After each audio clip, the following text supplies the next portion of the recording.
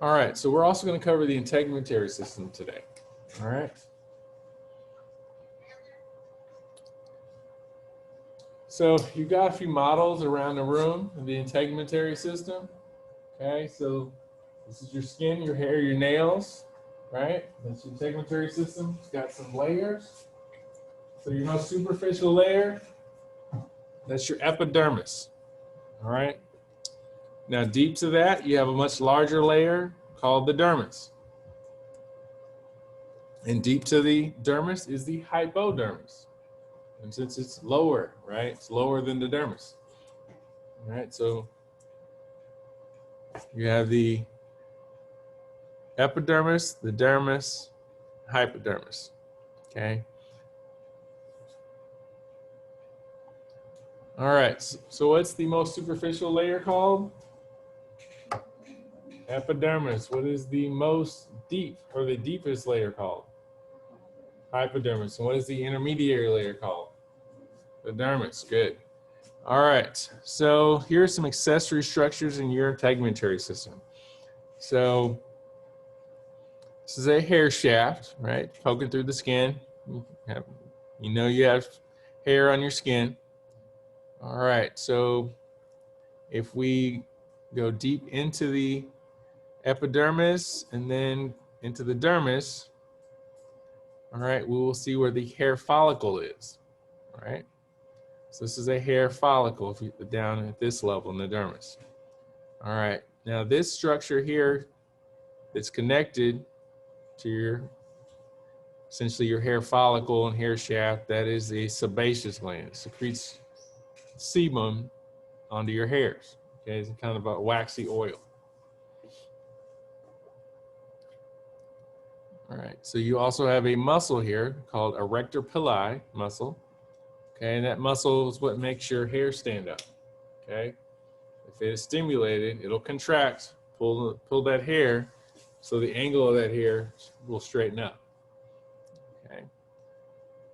All right, back on the epidermal surface, you have pores of sweat gland ducts. Here's one, all these little dots here. Here's one here. And if you go deep, all right, you can see the actual duct.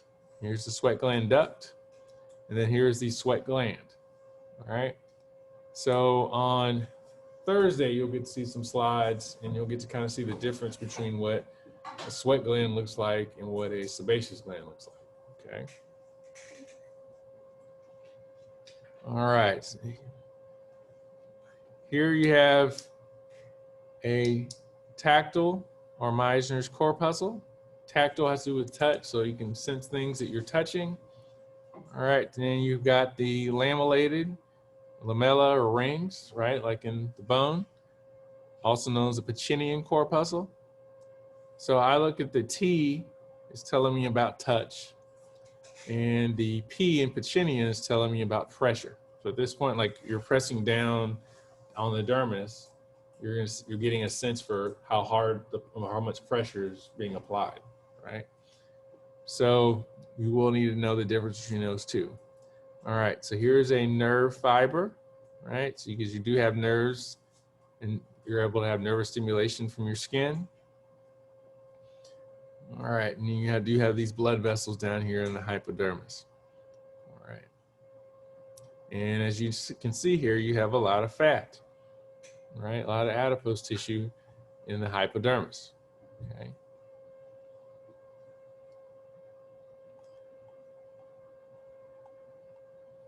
All right, so looking at the epidermis and the dermis, here are these layers here of the epithelium. Or that's this, you have your, typically you can have some sort of stratified squamous or something, some type of epithelium, right? Because the most apical level is flat, multiple layers. Now, the place where the epidermis and the dermis meet, you give essentially the sides of that border names. So on the epidermal side, we call this an epidermal ridge, okay? And, like ridges or, like they say on the potato chips, you know, ruffles have ridges, they have the little lines on them. So, you know, you can think about this as like the little rough or ridges on the potato chips. All right, so these are epidermal ridges. Now on the dermis side, these little mountains or hills, we call these dermal papilla, or each one is a papilla. Plural is papillae with an E at the end.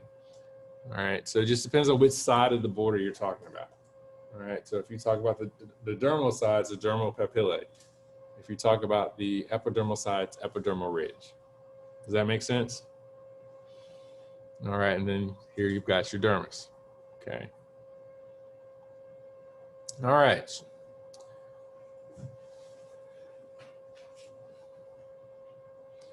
So in your epidermis, you've got multiple layers. All right, so you also have what we call thick skin and thin skin. So one of the big differences between thick and thin skin is thick skin is thicker. And why is it thicker? Well, part of that's where you find it. Typically where you're gonna find thick skin is on the palms of your hand and the soles of your feet, okay? It would make sense, those areas are gonna take a lot more pressure and pounding than other parts of your skin, right? So it needs to be thicker. So you're gonna get to see slides of thick skin versus thin skin.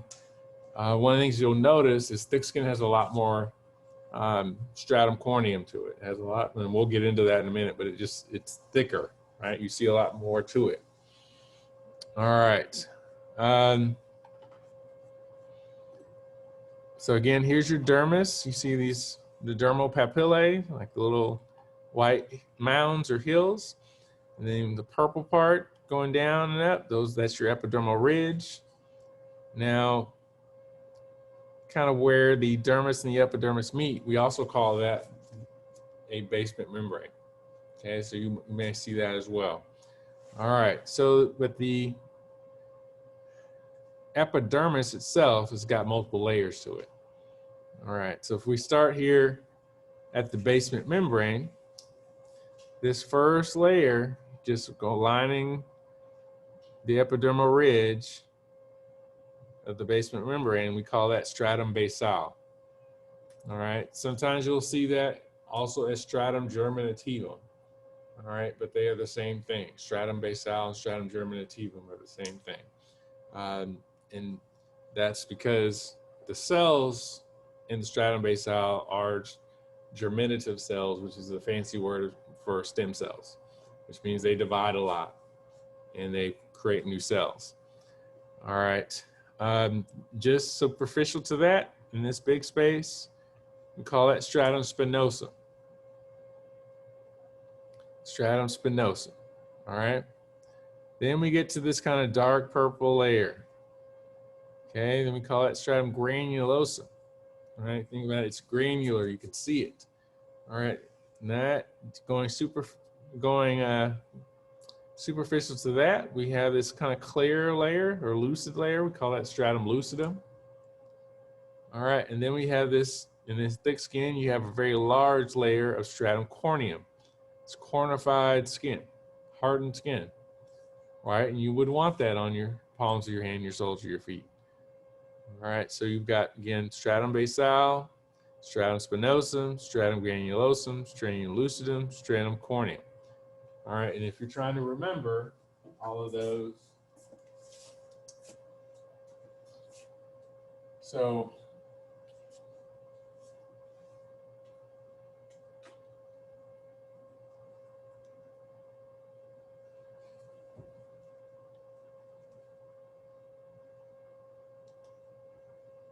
you have the acronym CLGSB, all right, for the different strata, all right? So basale, spinosum, granulosum, lucidum, corneum. But the words that I use for this are, to remember, come, let's get some burgers. All right. I'm a carnivore, so that's what I would want as that B. If you choose to use some other word for B, that's your call. That's what I use. All right. Whatever helps you remember. but I say burgers. So, yeah, come let's get some burgers. So, corneum, lucidum, granulosum, spinosum, basale. All right. And so for those of you who are watching, let me see if I can type on the screen here for you.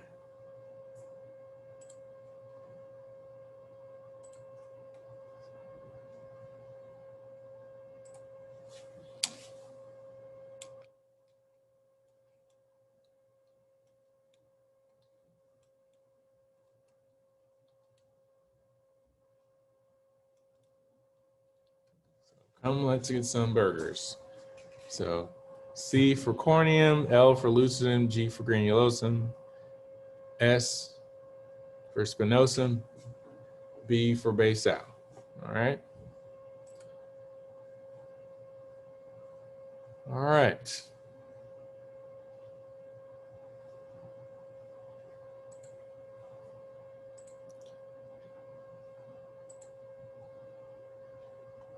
Okay, so integumentary system is not just the skin, it's also hair and nails. So let's talk about structure of a nail. So as you know, your nails grow toward the tip of your finger, right? So if you've seen this little white circular area on your nails, all right, that is the lunula, all right? Sound like lunar because it looks kind of like a little half moon or quarter moon, right? The more pinkish part of your nail, call it the nail body. All right, now this little area where the lunula meets the skin, we call that eponychium. Eponychium, okay? Now, if we were to do a cross section of your finger, all right, so there's your nail body, right? And deep to your nail body is a structure we call the nail bed. And we do have a nail model, I believe, over there by Veri. So we'll have some more in here on Thursday. All right. And then you can see the bone, right? Okay, so from this view, longitudinal section, it's another view of that eponychium, kind of where the nail body, or where the lunula, excuse me, meets the skin, all right? So there's your lunula, eponychium, and your nail body. Now, you have a little piece of skin that is essentially deep to your nail body. We call that hyponychium, right?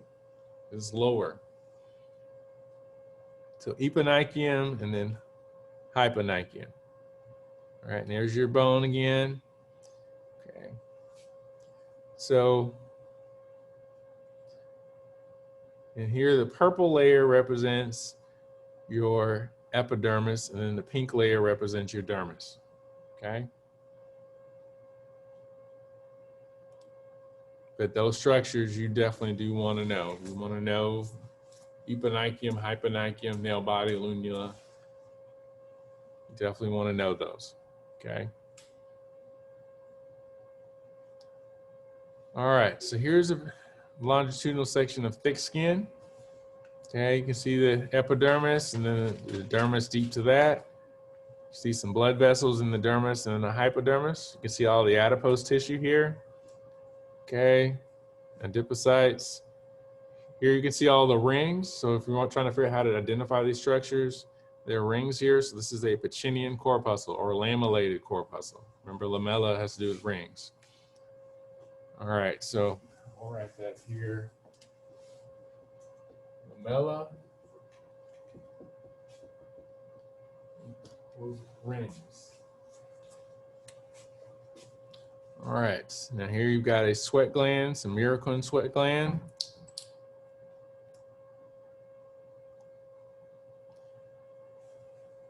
All right, now here you've got, and also on these glands, typically the sweat glands, all you see is the gland itself, okay?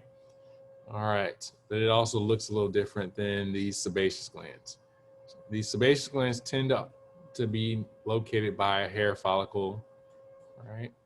So you kind of have all these like googly eyes in there. That's the sebaceous gland, all right? Entering that kind of waxy oil or sebum into the hair follicle, all right? All right, so just quick review. So what is this? What layer is this here? The top layer, the most superficial layer, excuse me. The corneum, okay, stratum corneum.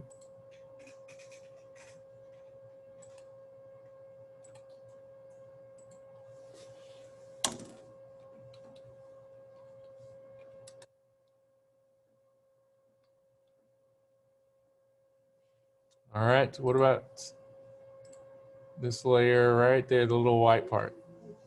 Stratum lucidum.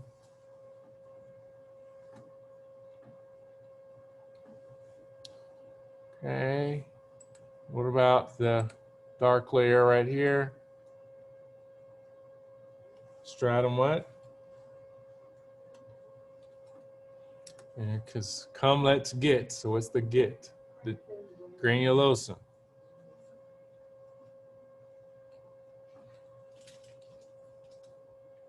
All right, now this space here, what do we call that?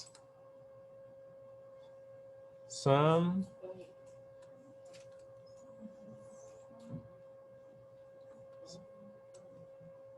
Spinosum or spinosum.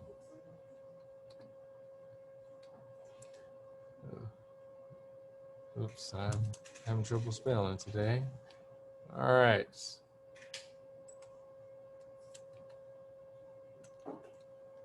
And this layer right there. Stratum what? Okay. Or stratum germanitivum. All right, so just want to, in case you see either one, I want you to not get confused. All right.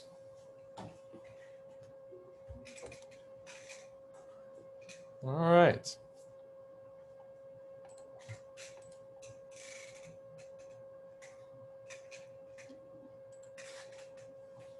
So that is the integumentary system.